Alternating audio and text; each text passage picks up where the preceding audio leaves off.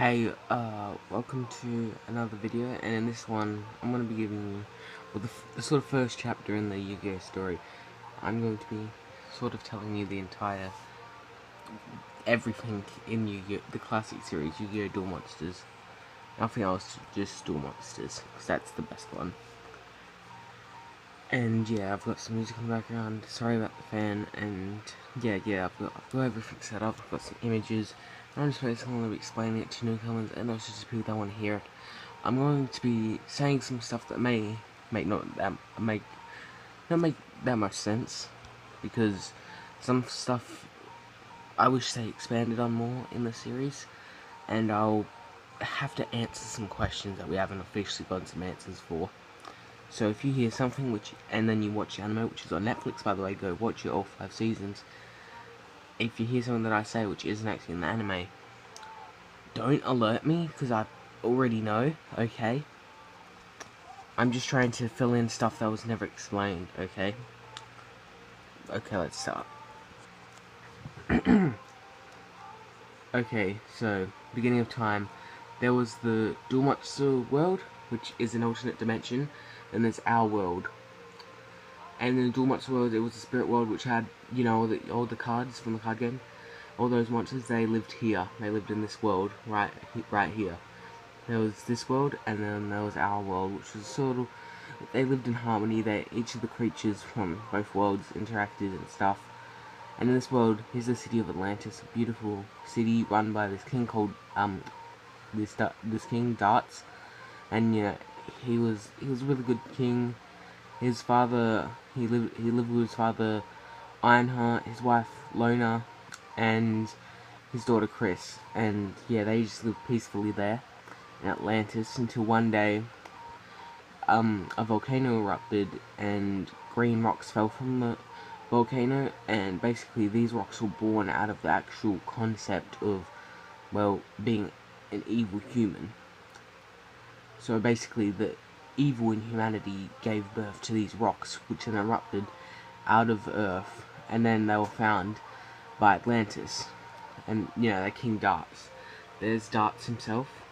These stones were called the Orichalco stones, and he used them to make Atlantis super advanced, and it worked. But then they started to reveal the true nature of humanity. Those who were basically pure evil were turned into hideous monsters, and Darts' wife, Lona, was actually turned into one, and Darts was forced to kill her.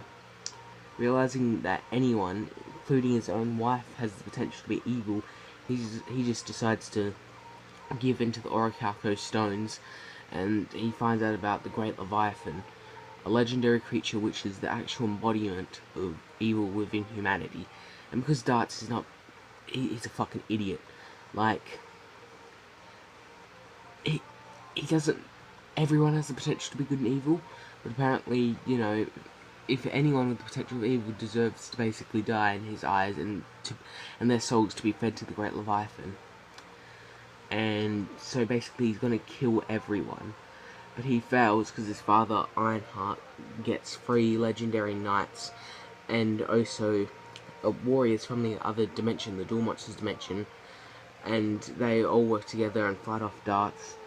But then Darts turns these 3 knights into dragons and then freezes them in ice, and they're trapped in the Duel Monsters world. But thankfully for what they did fighting Darts, Darts was plunged deep into the ocean, never to be seen for again. Joking, he survived, but Atlantis and the Great Leviathan, they're in the water, deep down into the water.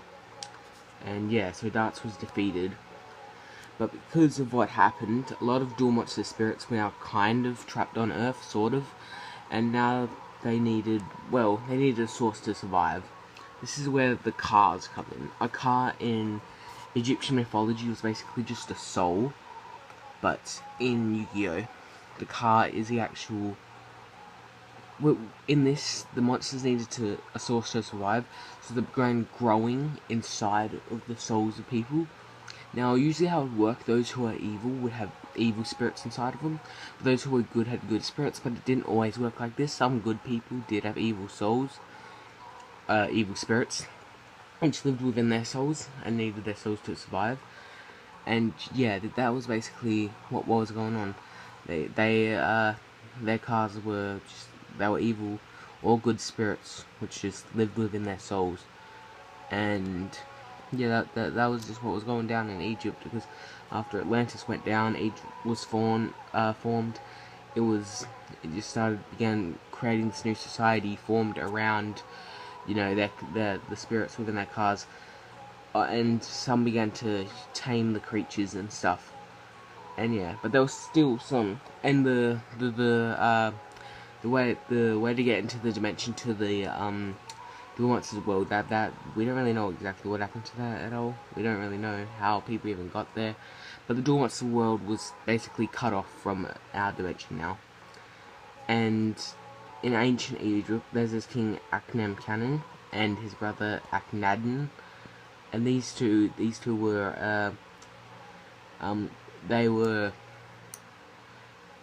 they're brothers, obviously, like I just said, but they're twins. They're twin brothers, which were born as princes, and Akhenaten became the pharaoh.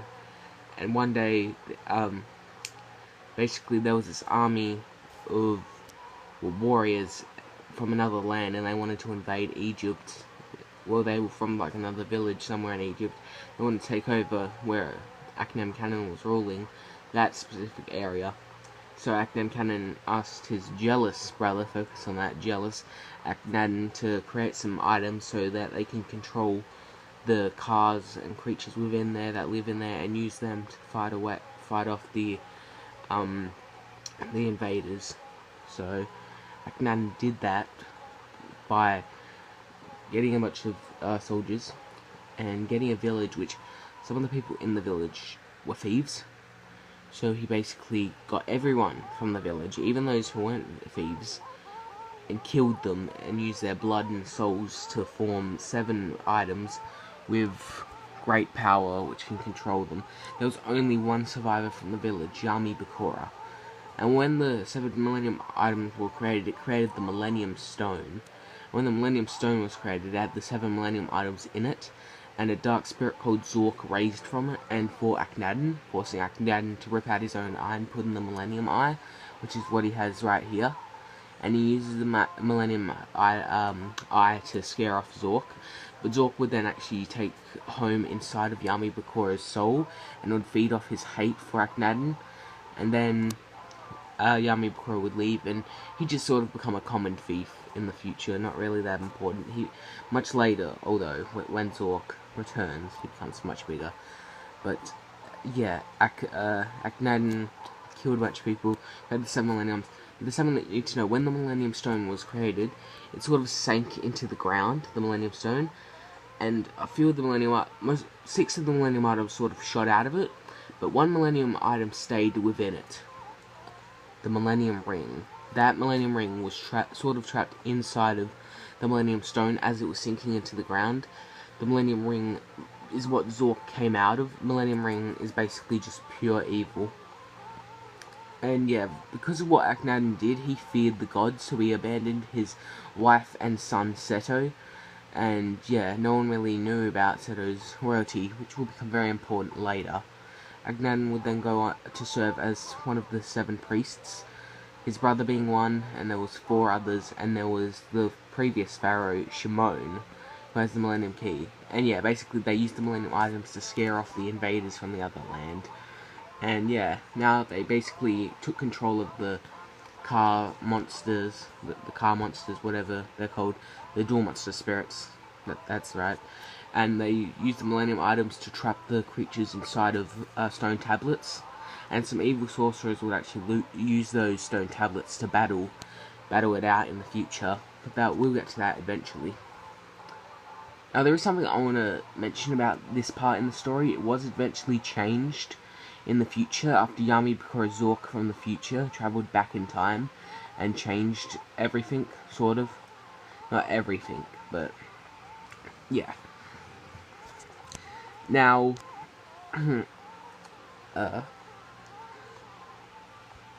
Akhenaten would eventually have a son called Atem, which he loved very much. and yeah, they sort of lived in peace. And Atem grew up with two friends, Mana and Mahad. Mahad was a sorcerer, and Mana was his apprentice. And yeah, he became very close friends with them. Till one day, Mahad was bitten by a snake, and Atem actually began to suck the venom out to save him. Like, instead of being a lazy prince, that's what he did. And from that moment on, Mahad promised to always protect the prince no matter what. And yeah, eventually Mahad would become a great priest and would be given the Millennium Ring. But more on that later. And Mana, there's something I need to mention. She has an identical dual spirit in the alternate universe of the Duel Monsters world. You know her once you see her. You see her in the future, trust me.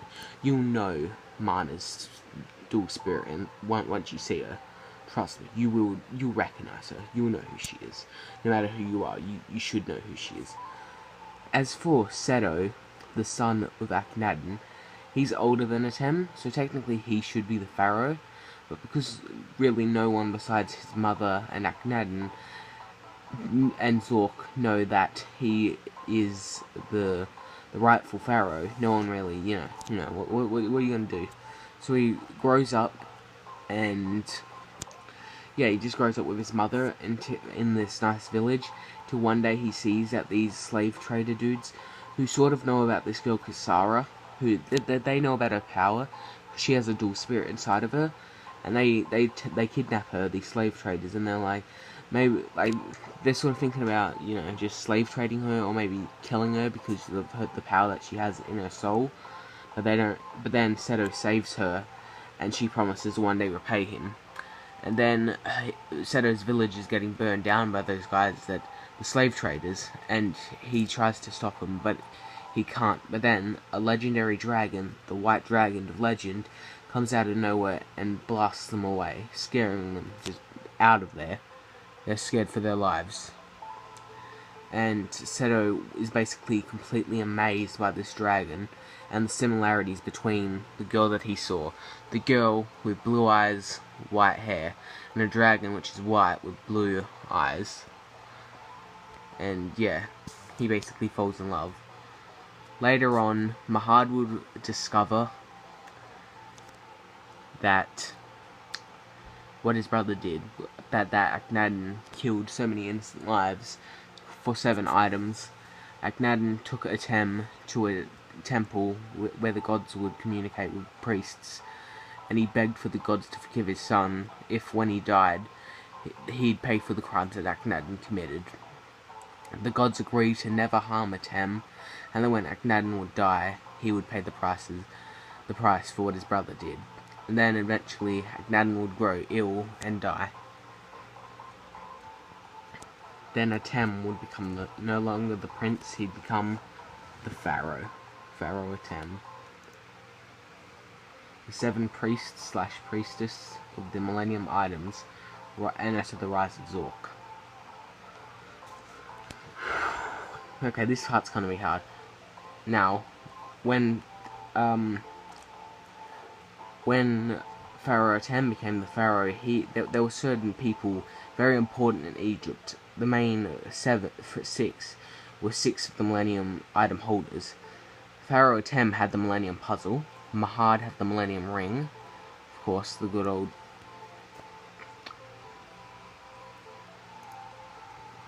Sorry, there's just a thing going off.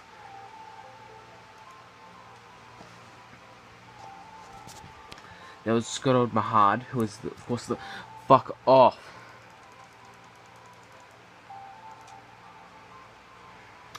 Mahad, who was the good old sorcerer. Then there was Karim, who was kind of like a bodyguard, I guess you could say. There's Akhenaten and Seto, Priest Seto. Now, Seto would eventually go under a few tests, because those who would be worthy to become Millennium Item priests, they'd have to go into certain tests. And Seto, he took on a lot of tests, won, and became a priest. Very great priest, and very well respected. And he was in charge to protect Atem, the new pharaoh, and not knowing that he was that was actually his cousin. He didn't know that. But Akhenaten was amazed that his son, despite not being royalty, was still able to become a priest. He was amazed, and from that moment he knew that his son was supposed to be the pharaoh. And because he was in charge to guard the Aten, this sort of instantly created a rivalry with Mahad. Mahad was also in charge of the security. Sorry for not mentioning that earlier. And whenever, Seto saw a flaw in Mahad, he'd always just point it out, just to fuck with Mahad.